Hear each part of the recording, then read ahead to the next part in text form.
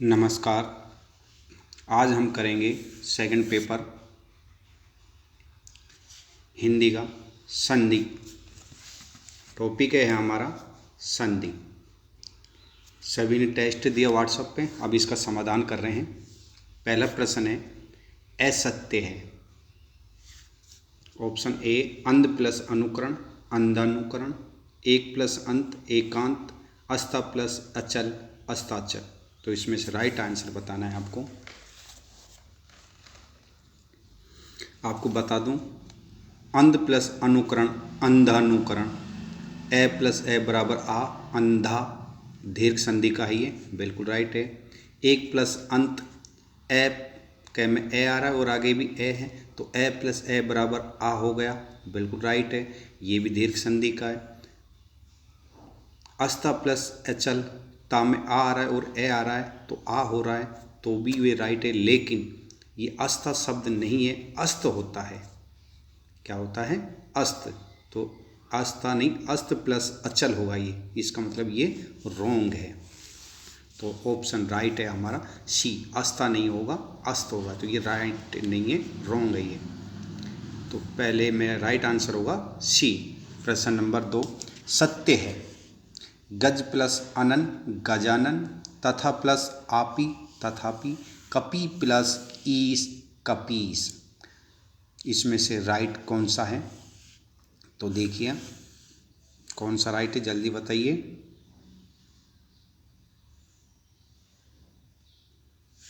पहला ऑप्शन देखिए, गज प्लस अनन, अनन नहीं होता, आनन होता है।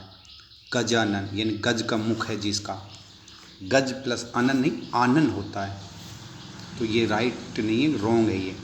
गजानन, इसमें दीर्घ संधि है, ये रोंग है, गज प्लस आनन होगा।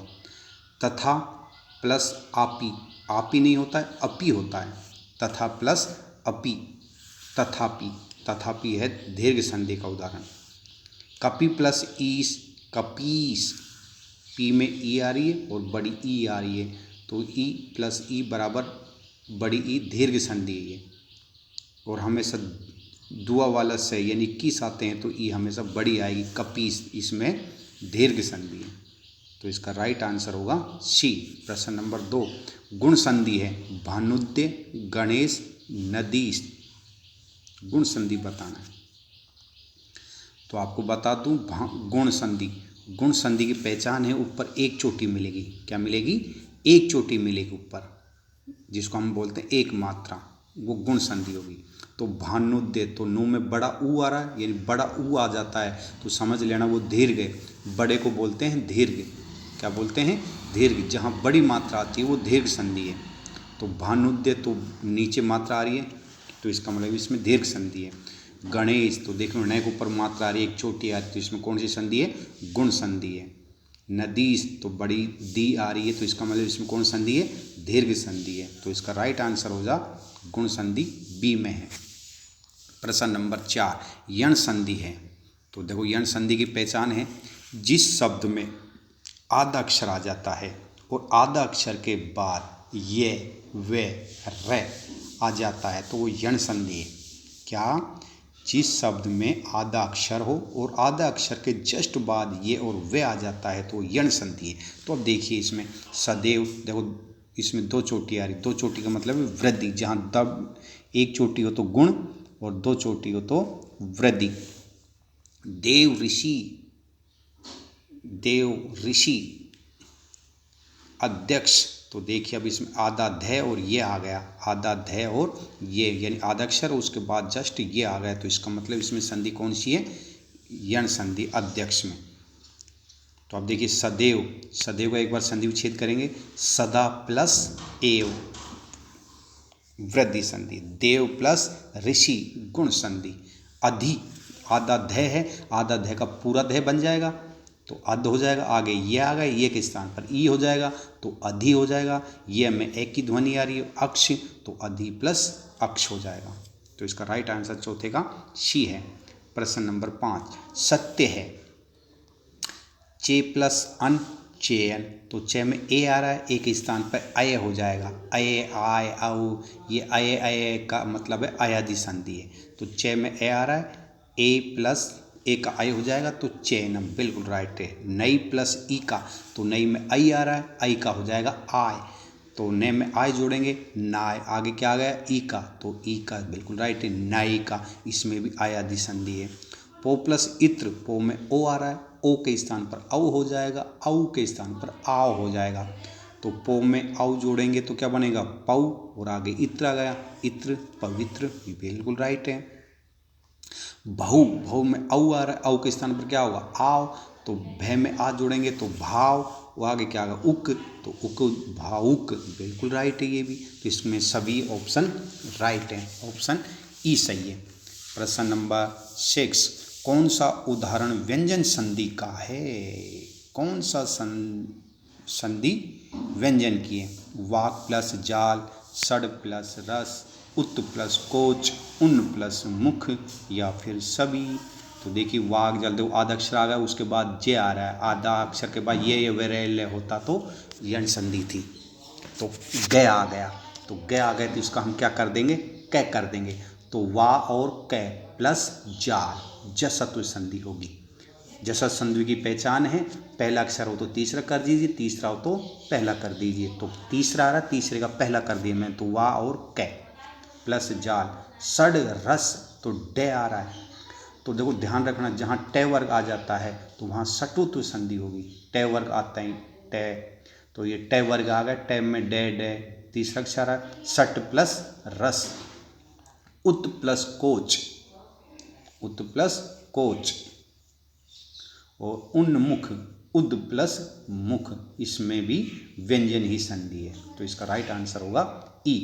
प्रश्न नंबर 7, सही संधि विच्छेद है, सही संधि विच्छेद है, तो देखिए उत प्लस लेख उल्लेख, तत् प्लस लीन तल्लीन, सम प्लस चित्त संचित। अब इसमें ध्यान दीजिए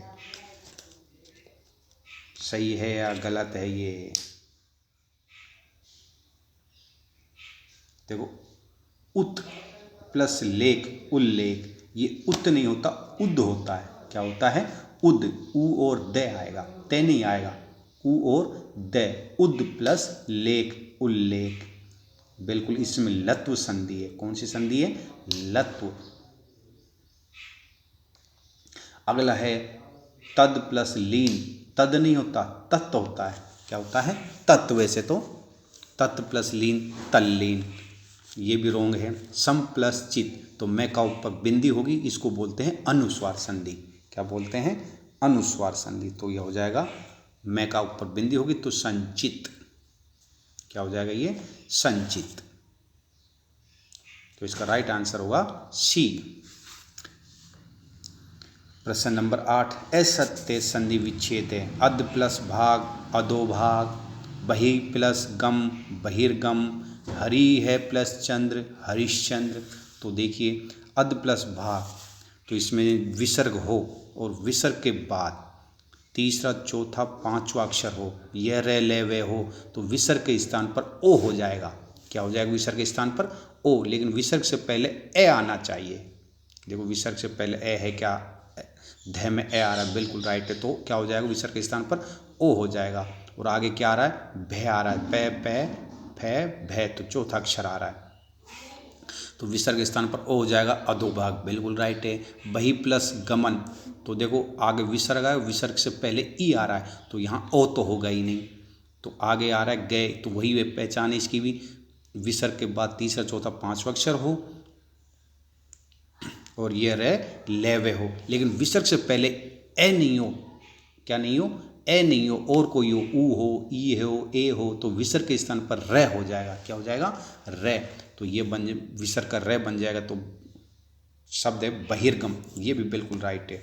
हरि प्लस चंद्र हरिश्चंद्र, हरिर चंद्र बन रहा है, तो देखिए इसमें चे आ रहा है, क्या आ रहा है चे आ रहा है, तो ये तीसरा अक्षर आना चाहिए तो ही रे बनेगा, चे पहला अक्षर है, चे कौन सा अक्षर है पहला, अगर यहाँ तीसरा अक्षर होता तो रे बनता, लेकिन अब यहाँ पहला अक्षर आ गया, तो पहला अक्षर आ गया तो हम क्या करेंगे विसर्ग के स्थान पर से करेंगे, क्या करेंगे से, तो ये संधि कौन सी हो जाएगी सत्व संधि हो जाएगी। कौन सी संधि सत्व संधि, विसर्ग के स्थान पर से का आगमन हो जाना, तो हरिश्चंद्र बनेगा, ये रोंग है हमारा। क्या बनेगा इसका? हरिश्चंद्र बनेगा। सी ऑप्शन राइट है, मतलब रॉन्ग है। तद्धित का संधि विच्छेद, तत् प्लस धित, तद प्लस धित, तत् प्लस हित। तो इसका राइट आंसर कौन सा हुआ? तद प्लस धित, ये भी रॉन्ग है। तद प्लस धित, ये भी रॉन्ग है। तत् प्लस हित होगा, धित का ही बन जाएगा। तो इसका राइट आंसर सी हो। वृद्धि संधि का उदाहरण नहीं है, तो आपको बताया था गुण में एक चोटी होती है, वृद्धि में डबल होती है। वृद्धि में क्या होती है? डबल होती है। तो महेश्वरम, तो देखो है के ऊपर डबल मात्रा आ गई, तो इसका मतलब वृद्धि संधि होगी। लोके, के ऊपर डबल मात्रा है, इसका मतलब इसमें वृद्धि है। सुरेश, इसका मतलब इसमें एक ही चोटी है, तो एक चोटी है, तो मतलब गुण संधि है इसमें। तो राइट आंसर होगा हमारा 10वें का सी। प्रश्न नंबर 11, उत्तरायण का संधि विच्छेद है। उत्तरा प्लस अयण, उत्तर प्लस अयन, उत्तर प्लस अयण। 11वें का राइट आंसर आपको बताना है। तो देखिए उत्तरा प्लस अयण, उत्तरा नहीं होता, उत्तर होता है, ये भी रॉन्ग है हमारा। उत्तर प्लस अयन, तो उत्तर प्लस अयन ये बिल्कुल राइट है। तो उत्तर प्लस अयण, वहाँ हणे आ रहा है, तो यहाँ न का हणे बन जाएगा। उत्तर प्लस अयन, उत्तरायण दीर्घ संधि और लास्ट का न का हणे बन जाएगा। तो इसका राइट आंसर होगा 11वें में बी। गुड़ा केस का संधि विच्छेद। तो देखिए गुड़ा केस में संधि कौन सी है, आपको पता ही है कौन सी संधि होगी। ए आ रहा है ऊपर, एक चोटी आ रही है, तो इसका मतलब गुण संधि है। इसमें कौन सी संधि है? गुण संधि। गुड़ा प्लस केस, तो आ प्लस के, ये रॉन्ग है हमारा। गुड़ा केस प्लस ईस, ये भी हमारा रॉन्ग है। गुड़ा का प्लस ईस, गुड़ा का प्लस ईस, डा में आ रहा है और आगे ई आ रहा है, तो ए हो जाएगा। तो 12वें का राइट आंसर होगा सी। कौन सी संधि इसमें? गुण संधि। व्यंजन संधि प्रयुक्त है, यानी व्यंजन संधि किस में है?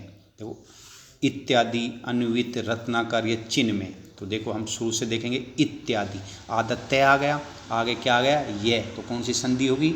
यण संधि होगी। यण संधि किस में आती है? स्वर में आती है। अन्वित, आधा अक्षर आ गया, आगे क्या आ गया? वे, इसमें कौन संधि है? यण संधि है। रत्नाकर, तो आदत तय आ गया, तो आगे न आएगा, तो यण संधि तो होगी नहीं। रत्ना, नाम में क्या आ रहा है? आ रहा है, तो मतलब बड़ा है, बड़ा का मतलब बड़ा दीर्घ है, तो दीर्घ है, तो इसका मतलब इसमें भी स्वर है। चिन्ह में, तो न आ गया, क्या आ गया? न, तो चित्त प्लस में, तो इसका क्या हो जाएगा? 5वां अक्षर बन जाएगा। अनुनासिक संधि बोलते हैं इसको, क्या बोलते हैं? अनुनासिक संधि। और अनुनासिक किस में आती है? व्यंजन संधि में। तो इसका राइट आंसर होगा 13वें में डी। प्रश्न नंबर 14, पुनर्जन्म का संधि विच्छेद। पुनः प्लस अजन्म, पुनः प्लस जन्म और पुनर् प्लस जन्म। 14वें का राइट आंसर बताना है। तो आपको पता ही रह गया, तो पुनर् प्लस जन्म ये भी राइट है। प्रश्न नंबर 15, सही संधि का उदाहरण है। शिशु प्लस एक के, शिशुविक के, गो प्लस इंद्र, गावेंद्र, सड़ प्लस मुख, सड़ामुख। तो देखिए लास्ट से चलते हैं हम। सट प्लस मुख, तो टैग का क्या बन गया? डे बन गया, बिल्कुल राइट है। लेकिन आगे क्या आ रहा है? आ रहा है। सट, सड़ मुख होता तो बिल्कुल है, सड़ा मुख है, ये गलत है, ये क्या है? रोंग है। गो प्लस इंद्र, ओ का क्या बनेगा? औ बनेगा, तो गविंद्र बनेगा। यहाँ क्या दे रखा है? गावेंद्र दे रखा है, ये भी रोंग है। शिशु प्लस एक के, तो ऊ के स्थान पर शिशु प्लस एक के, तो क्या हो जाएगा? शिशु एक के। तो हमारा राइट आंसर 15 का पहला है।